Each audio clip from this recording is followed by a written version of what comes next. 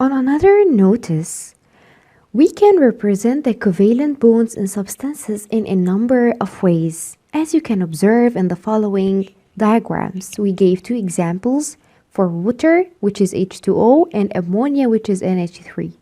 Both of them could be represented in three different ways according to letters A, B, and C.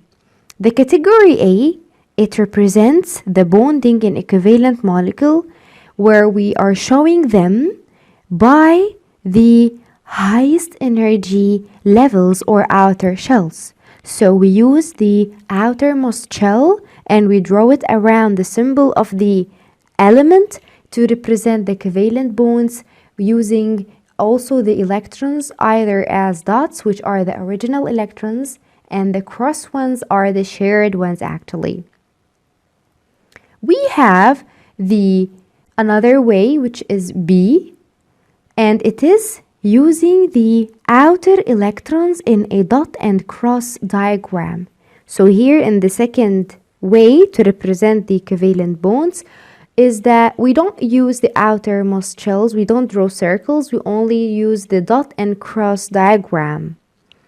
And the last way, which is C, it is by drawing the number of covalent bonds, where we use straight lines to represent the covalent bond, or we can say as representing them using the stick shape.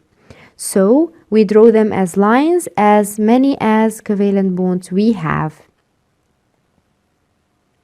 And in case we have a double bond, we put two lines on top of each other. And in case we have triple bond, we use three lines on top of each other.